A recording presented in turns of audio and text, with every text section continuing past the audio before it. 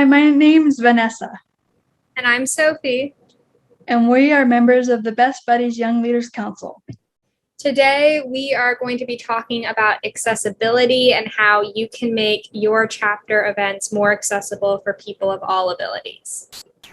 We have 10 tips that we have compiled to help you make your events more accessible. These tips come from talking with Best Buddies participants with disabilities about their experiences and things that would help them and others. So, we're going to go ahead and get started. Okay, so tip number one is have your members fill out a survey at the beginning of the year with any accessibility needs they may have so you can plan ahead. This is really important. It's good for you to be proactive at the beginning of the year and get all your members' information if they're comfortable sharing their accessibility needs. That way, you can plan your events ahead of time and make sure that they're taking those needs into account. And it's just easier than having to plan right before the event. So if your members are comfortable sharing, definitely try to get that information. Tip number 2, for out-of-school events and outings, make sure you look at the event ahead of time to ensure all accessibility for all. An example of this may be for people with physical disabilities, like grass is not going to be easy. So making sure to accommodate those things and just make sure that like in a classroom there's enough room for people with like mobility aids to walk around. Those are some examples of how you can make your event accessible for all. Yeah, that's a really great point. Another tip is to talk to your advisor before the event to make sure you're not forgetting anything. Obviously, we're all human. We all forget things. We all make mistakes. So it's helpful to talk to somebody else before the event just to make sure you're taking all of your members' accessibility needs into account. You might give your event idea to your advisor and then they'll be like, wait, but did you think about, wheelchair access or spacing for this event, or how that music might be a little loud, or those lights might be a little too much for some people. So it's just really helpful to get that other perspective, and your faculty advisor can be a great person to talk to about that. That's a great tip, Sophie. The next tip we have for you is have multiple ways of communicating event logistics ahead of time. Some examples include emails, GroupMe messages, send paper forms home, etc.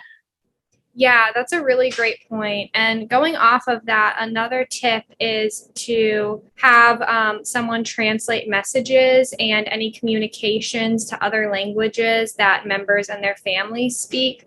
This is really important because when we're talking about accessibility, we're not just talking about with disabilities, we're talking about language as well.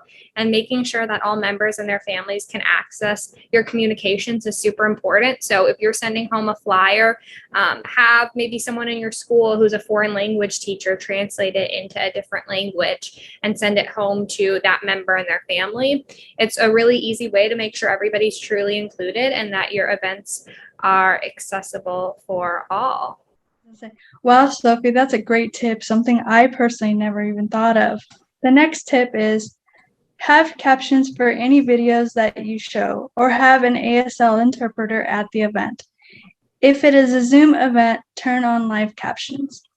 When I was in school, we had a person that wasn't able to speak, so our teacher actually taught us how to do sign language so that we could talk to her. So maybe another tip would be just to try to like maybe learn a little bit of sign language so that they could talk to you directly instead of having the interpreter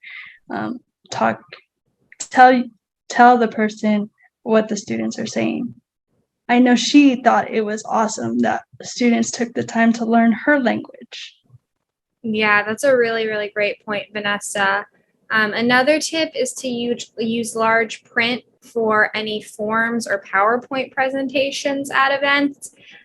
This is obviously helpful for people who have visual disabilities and can't see super small print, but it's also just helpful for everyone. When you see large print, it stands out to you more. It's easier to read. Like so many of these tips, they're not just helpful for people with disabilities, they're helpful for everyone. When you make your events more accessible for people with disabilities, you're actually making them more accessible for the whole group. So this is something super easy that you can do that's just going to make everyone's experience a lot better and a lot easier. The next tip is have a sensory-friendly option or room at the event. That's a really great point, Vanessa. And kind of going off of that, another tip is be mindful of the sensory conditions in your space. So avoid flashing or strobe lights and be mindful of how loud any music is.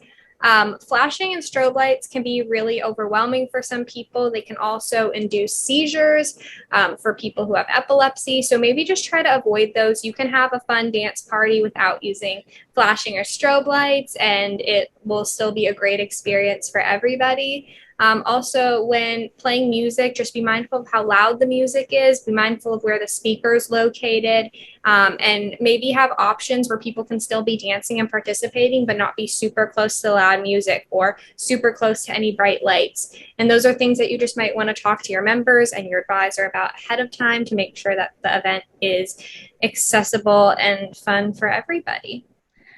And our next tip, for any games or activities, explain the instructions verbally and have a written or printed copy available for members to read.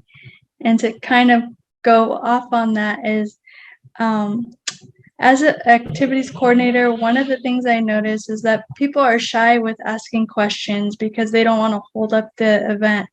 So maybe a chapter leader can ask a question, and then that encourages participants to ask questions and just show that it's okay to ask questions if you don't understand something. I noticed that when I'm the first one to ask a question, my participants end up asking questions because they feel comfortable after. One of the things that our viewers might not know about me is that I have mild cerebral palsy, which means that I use a walker and a wheelchair. So I understand that it might be uncomfortable to ask for these accessibility accommodations because you don't want to be a burden to your school or event or anything like that. But the one thing that I've learned through the YLC is that by sharing my story, I don't only help myself with the needs that I need to socialize, but I help others by sharing my story with my needs. Thank you so much for sharing that, Vanessa. That was a really important point. Like Vanessa mentioned, accessibility benefits everyone, and don't be afraid to speak up for your needs or to advocate for others' needs. And those were just 10 of our tips. And remember, they're just suggestions, but they can really help make your events more accessible and enjoyable for all of your chapter members. So I would encourage taking a look at them some more and just thinking about how you can implement them in your chapter. We hope you enjoyed this video, and head over to our Instagram, Best Buddies YLC, to see a checklist that has all of these tips. Yeah, and thank you so much for watching. Bye, everybody. Bye, everyone.